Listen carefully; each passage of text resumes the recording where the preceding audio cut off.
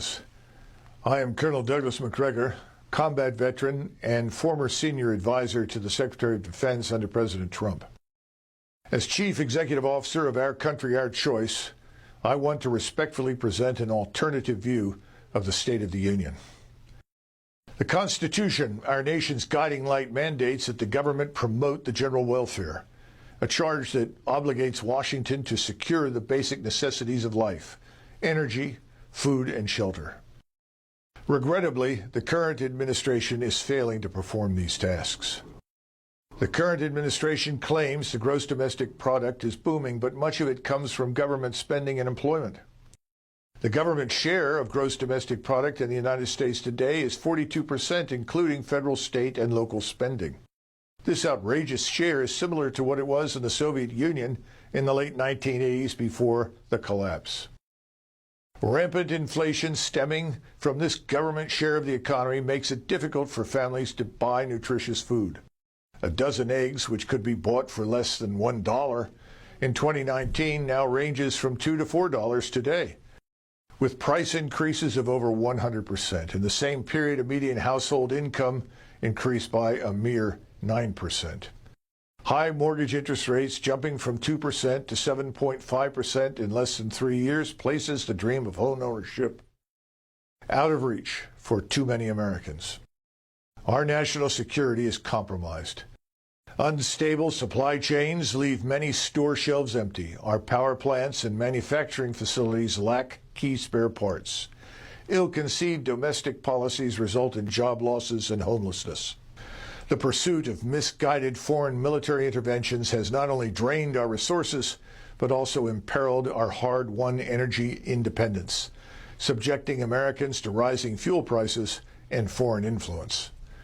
Today, the government employs an estimated 2.87 million people. If we include federal contractors, this number balloons to between 12 and 25 million. All of these events occur against the backdrop of a national sovereign debt that has skyrocketed to $34 trillion. Even worse, we are currently adding another $1 trillion to national debt roughly every 3 months. It is impossible to drain the swamp with unsound money and a colossal debt that we cannot sustain. Tragically, D.C. Beltway politicians are controlled by the so-called donor class. This form of corruption is enabled by a cancerous central banking system. With privileged access to capital, this ruling class orchestrates endless wars, enriching themselves and their cronies while sending our soldiers, sailors, airmen, and Marines to serve in foreign lands of marginal strategic interest to the United States. Meanwhile, open borders are allowing millions of illegals or migrants to flood into our country. This uncontrolled influx is straining our resources, overwhelming our communities, and destroying our prosperity. Reckless calls to defund and punish the police are crippling law enforcement. Officers are underfunded, undermanned, and unable to protect our citizens, making our cities unsafe for all, especially women, children, and the elderly. Open borders cannot be divorced from an explosion of criminality never before seen in the history of our country.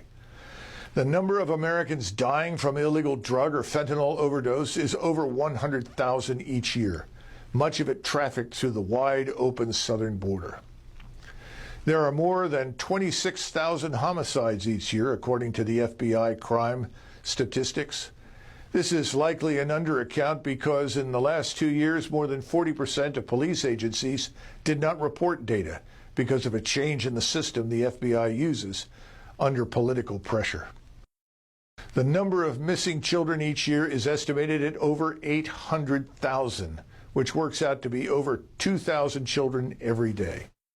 This alarming statistic is worsened by the overt sexualization of our children in public schools. Our children are our future. They should be protected, not exploited. Washington has also spent $14 trillion on various Middle East wars over the last 23 years in a series of self-defeating military interventions. More recently, Washington spent hundreds of billions of dollars on an unnecessary war with Russia, with little to show for it except higher prices for millions of Americans at the supermarket and the gas pump. Trillions were also wasted in the aftermath of the engineered COVID disaster, enriching the laptop class, Silicon Valley, Wall Street, and big business, while American workers, small business owners, and independent contractors were destroyed. Trillions have been wasted on unreliable green energy, with metals mined in Africa and processed in China, while destroying American jobs and ignoring our domestic resources. The bottom line is the state of the union is not strong. In fact, it is fragile and deteriorating. The question before us is, where does America go from here? Consider the following actions that should be taken as soon as possible. First, we must secure our borders, our airports and harbors. Defending the United States and the American people must be our top priority in national defense. Second, unless the United States itself is attacked, we must avoid unnecessary conflict. Prosperity at home demands peace abroad. U.S. national security must not be hostage to foreign interests or their domestic agents inside the United States. Third, we must restore the rule of law inside our country.